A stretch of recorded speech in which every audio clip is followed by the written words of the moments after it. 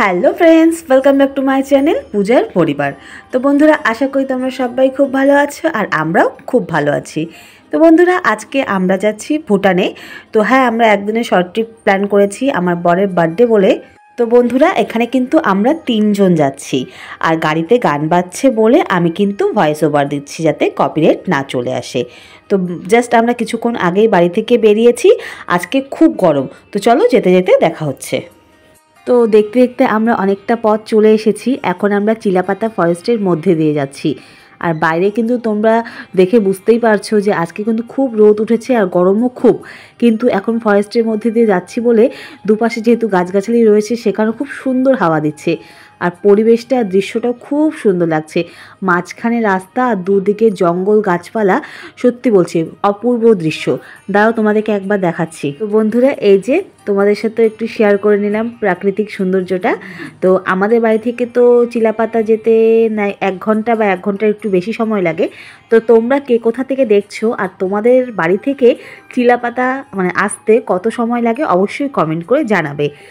তো এখন আমরা হাইওয়েতে উঠে গিয়েছি আর এই রাস্তায় ভিডিওটি করার কারণ হচ্ছে এই দুপাশে কাশফুল। তো যখন আমরা ভুটান যাচ্ছিলাম তখন কিন্তু দুর্গাপুজো হয়নি, আর এখন তো দুর্গাপুজো শেষ হয়ে গেছে। তো যাই হোক, সামনে কিন্তু এখন পাহাড় দেখা যাচ্ছে আর আমরা কিন্তু ভুটানের প্রায় অনেক কাছেই চলে এসেছি। আর এখন আমরা জয়গার ভিতরে প্রবেশ করব এবং জয়গা পার করেই কিন্তু ভুটান। তো জানি খুব দেরি করে এই ভিডিওটি পোস্ট করছি আমি। আসলে আমার আরেকটা চ্যানেল রয়েছে, তোমরা হয়তো অনেকেই জানো। তো সেই চ্যানেলে ভিডিও এডিটিং করে আপলোড করে ইচ্ছে করে না যে আরেকটা ভিডিও এডিটিং করে আপলোড করি। তো যাই হোক, আমার একটা অভ্যেস রয়েছে, আমি যেখানেই যাই না কেন ব্লগ ভিডিও বানাই। তো সে কারণে সেগুলো ক্লিপগুলো সব মোবাইলে থাকে। যখন ফাঁকা সময় পাই তখন কিন্তু আমি এডিটিং করে পোস্ট করে দিই। আর বন্ধুরা, কথা বলতে বলতেই কিন্তু আমরা জয়গায় চলে এসেছি। এখন আমরা জয়গার মার্কেটের ভেতর দিয়ে যাচ্ছি। আর একটা বড় যে দেওয়ালটা বা প্রাচীরটা দেখতে পাচ্ছ, ওপাশে কিন্তু ভুটান রয়েছে। আর এখন আমরা যেখানে যাচ্ছি সেখানে আমাদের চেকিং হবে। এই লাইনটা দেখতে পাচ্ছ, এখানে আমাকে ভিডিও করতে না করে দেওয়া হলো, সে কারণে আমি ভিডিও করতে পারলাম না। তোমরা হয়তো দেখে বুঝতেই পারছো যে আমাকে না করা হলো। আর এখানে ভুটানের পুলিশ দাঁড়িয়ে রয়েছে আর আমাদের ভোটার কার্ড দেখে তারপরে কিন্তু আমাদের ভিতরে প্রবেশ করতে দেওয়া হচ্ছে। ভোটার কার্ড না থাকলে কিন্তু প্রবেশ করতে দেওয়া হবে না। আর ছোট বাচ্চাদের কিন্তু অবশ্যই বার্থ সার্টিফিকেট সঙ্গে রাখতে হবে। তো এখন যে দৃশ্যটা তোমরা দেখতে পারছো এটা হচ্ছে ভুটানের ইমিগ্রেশন রুম থেকে বেরিয়েই আমাদের দৃশ্য, ভুটানের দৃশ্য আমাদের সামনে এমনটাই ছিল। আর এখানে অনেক ড্রাইভার দাঁড়িয়ে রয়েছে, আমাদেরকে জিজ্ঞেস করছে যে আমরা কোথায় ঘুরতে যাব। তো বর এইসব ব্যাপারে কথা বলে নিচ্ছে।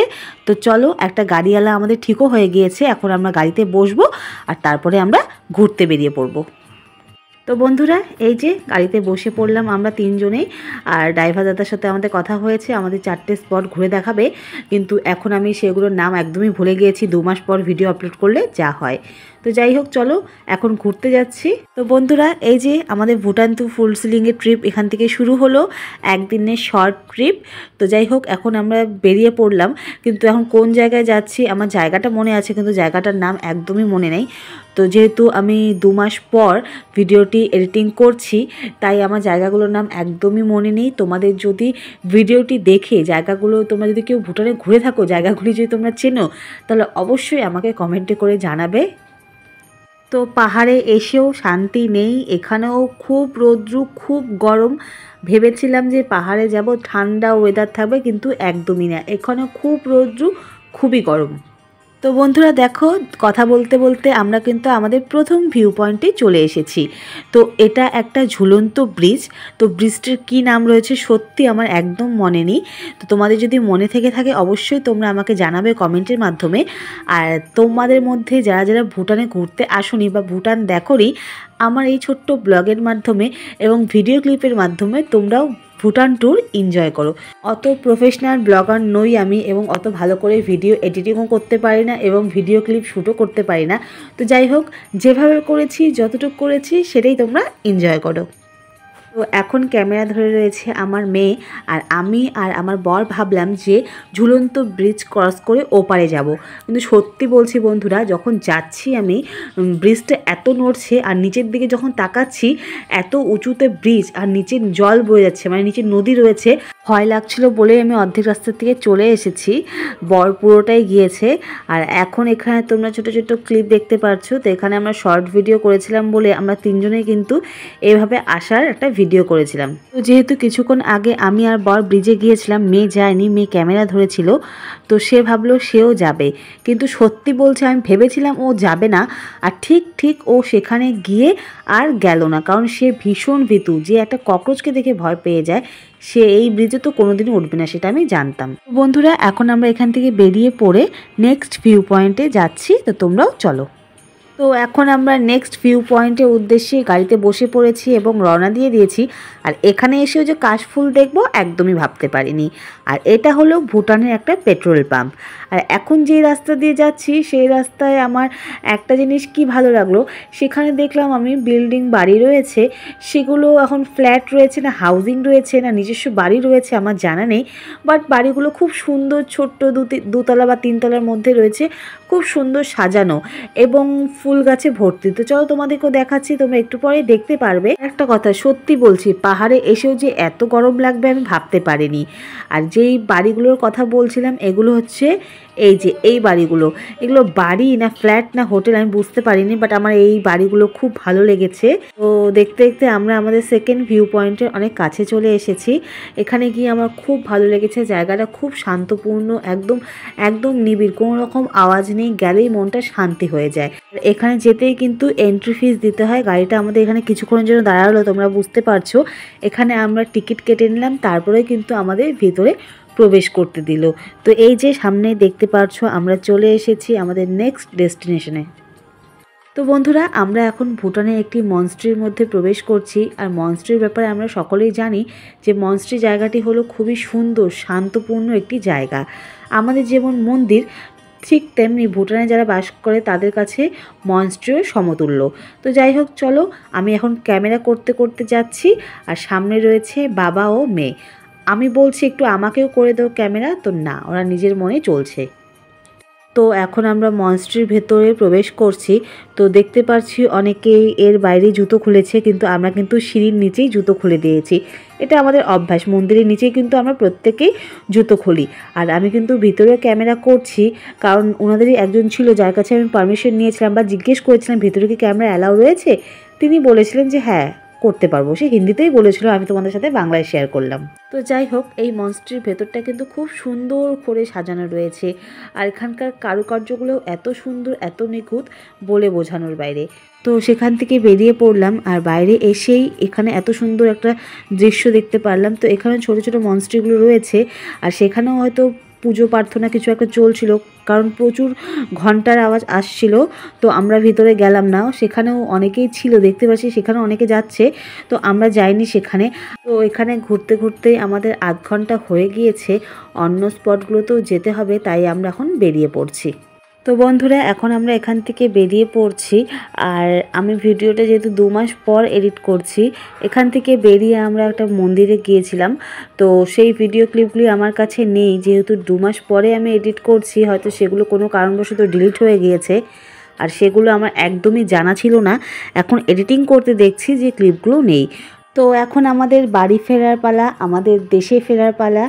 হ্যাঁ, দেশ বলছি কারণ আমরা ভারত থেকে তো অন্য দেশেই এসেছি, তাই না? সে আমাদের প্রতিবেশী দেশই হোক না কেন, ভারত থেকে ভুটানে এসেছি, আর ভুটান তো অন্য একটা দেশ, তাই না? তো যাই হোক, চলো আমরা ভারতে যাচ্ছি, ভারতে গিয়ে তোমাদের সাথে আবার দেখা হচ্ছে।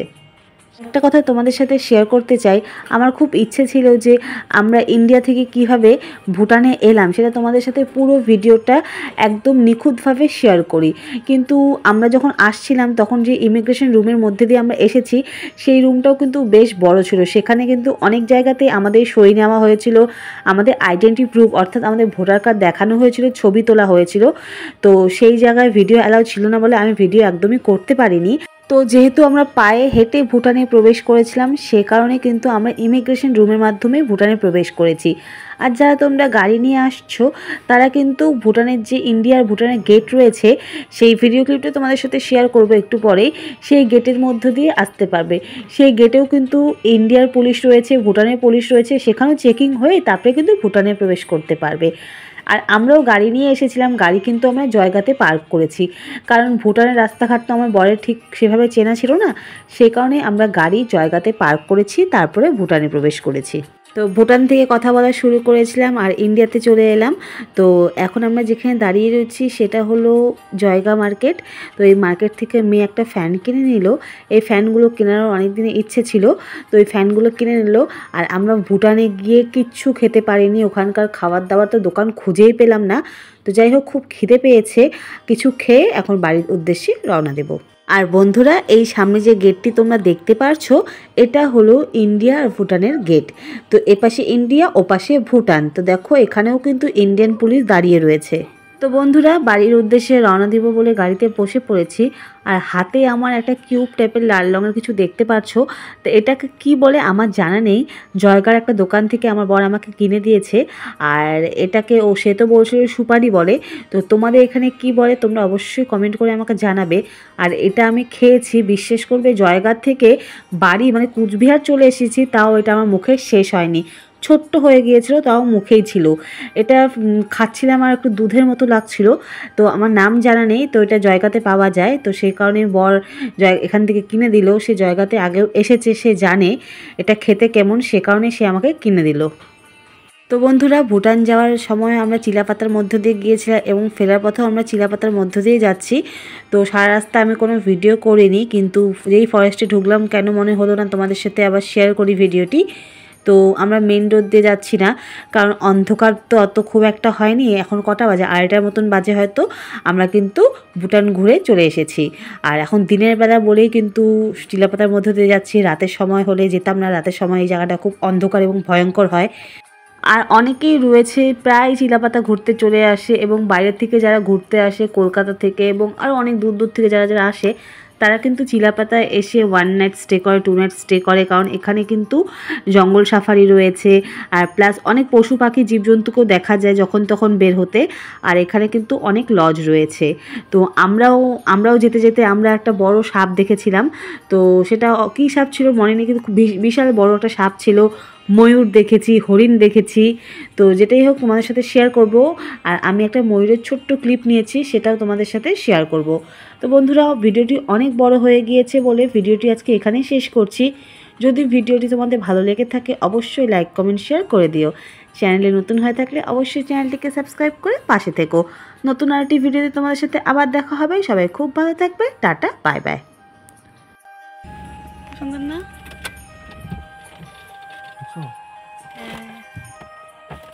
Ya.